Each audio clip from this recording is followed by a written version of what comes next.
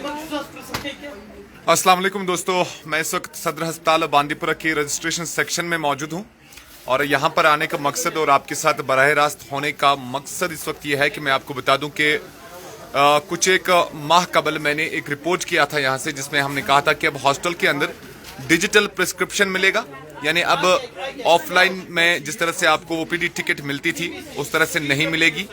ये रिपोर्ट मैंने बाज़ाब्ता उस वक्त तफसीलन चलाया था और फाइनली बांदीपुर डिस्ट्रिक्ट हॉस्टल के अंदर जो है ये सिस्टम इम्प्लीमेंट किया गया है। अब मैं ज़रा से आपको इस लाइव के ज़रिए से दिखाने की कोशिश करूंगा और बताने की कोशिश करूंगा कि आप डिस्ट्रिक्ट हॉस्टल बांदीपुरा के अंदर या किसी भी हॉस्टल के अंदर जब भी आप जाएंगे अब ये सिस्टम चलने वाला है। इसके लिए चंद एक बातें आपको जहन में रखनी ज़रूरी है, जिसको लेकर यहाँ पर अभी पेशेंट जो है मैंने उस वक्त भी कहा था कि थोड़ी सी दिक्कत या परेशानियां ज़रूर पेशेंट्स को दरपेश आ जाएंगी, लेकिन ये इम्प्लीमेंट करना ही करना है और ये होगा भी और हुआ है, स्टार्ट हुआ है। अब मैं बताऊंगा कि किस तरह की मुश्किलात आती हैं जो आपको जहन में रखनी है और ताकि वो मुश्किलात आपको हॉस्टल आते समय ना आए। ये देखिए, जब पेशेंट या अटेंडेंट पेशेंट का यहाँ पर इस तरह से क्यू में आ जाएगा रजिस्ट्रेशन सेक्शन में, तो उससे कुछ जरूरी चीजें जो है पूछी जाती हैं। अब मैं आपको यहाँ से दिखाने की कोशिश करूंगा। देखिए, ये वो किस डॉक्टर के पास जाना है? ये पोर्टल है जहां पर एंट्री की जाती है और इसमें कुछ जरूरी कॉलम्स जो है वो दिखाए गए हैं जो भरने लाजमी है। इसमें सबसे पहले आपके पास मोबाइल नंबर होना जरूरी है। अगर आपके पास मोबाइल नंबर है, आप वो देकर जो है अपना कार्ड यहाँ से ले सकते हैं, ओपीडी टिकट यहाँ से ले सकते हैं, या मैं कहूँगा कि आप अपनी एंट्री या प्रिस्क्रिप्शन यहाँ से ले सकते हैं। अगर आपके पास फोन नंबर नहीं है तो आधार कार्ड होना जरूरी है। अब इसमें यह होता है कि अगर फोन नंबर आपके घर में एक ही चल रहा हो तो उस पर दूसरा पेशेंट नहीं आ सकता है। अब जरूरी है कि आपके पास आधार कार्ड अपना अपना होता है, तो आप अपना अपना आधार कार्ड या तो साथ में कैरी करें या फिर आधार कार्ड का नंबर आपको याद होना लाजमी है। आधार कार्ड का नंबर जो रहता है वो याद होना लाजमी है, तो उसको लेकर जो है आपकी एंट्री की जाएगी। देखिए, पेशेंट आ गया, इससे सबसे पहले फोन नंबर पूछा गया, फोन नंबर इसने बताया और जैसे ही फोन नंबर एंटर किया उसके बाद पेशेंट का नाम पूछा गया, तो नाम लिखा गया यहाँ पर। अब यहाँ से उसकी एज बताई जाती है कि एज क्या है। जिस तरह से आप ऑफलाइन ओपीडी टिकट में भी लिखवाते थे, ठीक उसी तरह से अब जेंडर यहाँ पे आएगा, जेंडर भी लिखा जाता है और उसके बाद एड्रेस नीचे आता है, एड्रेस लिखा जाता है और एड्रेस के बाद पूछा यह जाता है कि किस डॉक्टर से मिलना है। तो इन्हें मिलना है पीडियाट्रिक्स, बच्चों के डॉक्टर को मिलना है। वहां पे दो नाम आगे, सरताज अहमद। देखिए, डॉक्टर का नाम वहीं से आता है कि हमारे हॉस्टल के अंदर कौन कौन डॉक्टर अवेलेबल है, उनका नाम आता है। डॉक्टर सरताज अहमद और डॉक्टर तफज्जुल हॉस्टल के अंदर मौजूद हैं। इस तरह से जो है ये उनके नाम आएंगे। तो एक डॉक्टर के ऊपर जब क्लिक करेंगे ये सेव हो गया। उसके बाद यहाँ पे प्रिंट ऑप्शन जरूर आती है, लेकिन प्रिंट देना नहीं है क्योंकि ये सीधे डॉक्टर के पोर्टल पे चला गया, डॉक्टर के मोबाइल पे चला गया कि आपके पास फलां पेशेंट नीचे आ गया है, आपने इस पेशेंट को देखना है। अब फिलहाल पेशेंट के इत्मीनान के लिए या सर्टिफिकेशन के लिए मैं कहूंगा कि यहाँ से एक ऑफलाइन टिकट जरूर दी जाती है, उसका प्रिंट आउट दिया जाता है, लेकिन ये नहीं दिया जाएगा आइंदा के लिए, ये नहीं दिया जाएगा फिलहाल के लिए। क्योंकि मैंने कहा शुरुआत में ही, उस वक्त भी मैंने रिपोर्ट में कहा था कि मुश्किलात तो जरूर दरपेश होंगी और थोड़ी सी मुश्किलात देखे जाते हैं इसमें, लेकिन शुक्रिया इन पेशेंट्स का भी जो कोऑपरेट कर रहे हैं, जिन्होंने सब्र तहम्मुल जो है वो बरकरार रखा है। थोड़ा सा वक्त इसमें जरूर लग जाता है, कुछ एक लवाजमात इसमें करने होते हैं और उसी के चलते थोड़ा सा टाइम लग जाता है, लेकिन पेशेंट्स का शुक्रिया, लोगों का शुक्रिया। मैंने उस वक्त भी आपके ताउन की मांग की थी, आपका ताउन तलब किया था कि आप ताउन जरूर करिएगा, तभी जाके ये चीजें जो है इम्प्लीमेंट हो सकती है।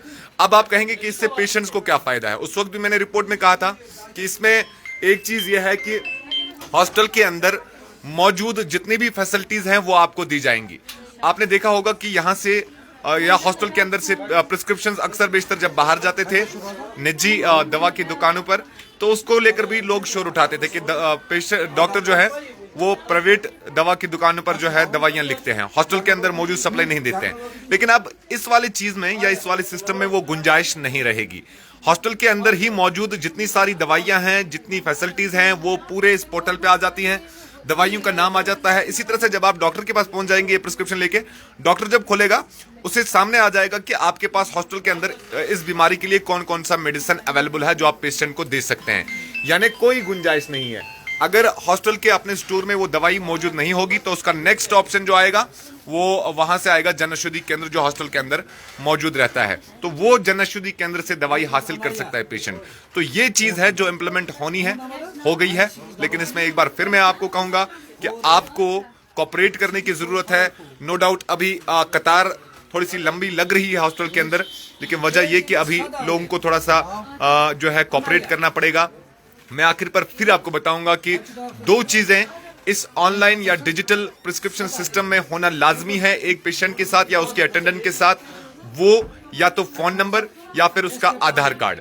और एक और चीज मैं वाजा कर दूं, लास्ट टाइम जब मैंने रिपोर्ट किया था तो कोई एक लोगों ने कमेंट्स करके कुछ क्वेश्चन उठाए थे, उसमें से एक इंतहाई अहम क्वेश्चन ये था कि अगर कोई इमरजेंसी पेशेंट आता है कैजुअलिटी में, खुदा ना खास्ता एक्सीडेंट केस कोई आता है या कोई और केस आता है, तो उसमें क्या हो सकता है कि अगर पेशेंट को आधार कार्ड या फोन नंबर साथ में नहीं होगा। देखिए कैजुअलिटीज के लिए, इमरजेंसी के लिए फिलहाल ऑनलाइन या डिजिटल सिस्टम नहीं है, ये सिर्फ ओपीडीज के लिए है, जनरल ओपीडीज के लिए फिलहाल ये जनरल ओपीडीज के लिए है।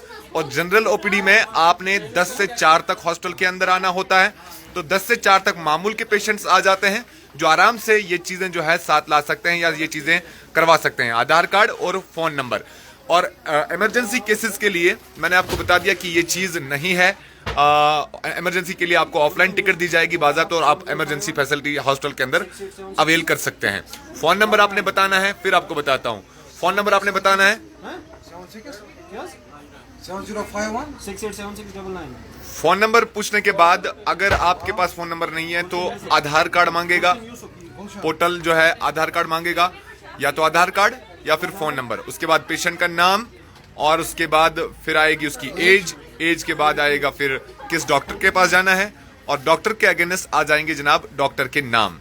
कौन कौन से डॉक्टर यहाँ पर इस तरह के अवेलेबल हैं। जैसे आप अगर कहेंगे कि मुझे जनरल डॉक्टर से मिल रहा है तो जनरल ओपीडी में जितने भी डॉक्टर होंगे उनके नाम आ जाएंगे इस पोर्टल में। मैं एक बार फिर आपसे जो है लास्ट पे मैं थोड़ा सा दिखाने की कोशिश करूंगा, उसके बाद मैं आपसे इजाजत चाहूंगा।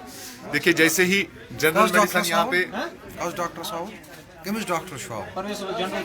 देखिए जनरल मेडिसिन के लिए जब इन्होंने यहाँ पे क्लिक किया तो यहाँ पे ऑप्शन में जितने भी डॉक्टर, देखिए ये जवानीपुरा डॉक्टर 1, ये परवेज साहब का नाम आएगा यहाँ पर, तो परवेज साहब के पास इन्हें जाना है। सीधे परवेज साहब के, डॉक्टर परवेज सर के जो है उनके मोबाइल पर मैसेज चली गई है कि बाहर ओपीडी में आपके नाम का एक पेशेंट आया है।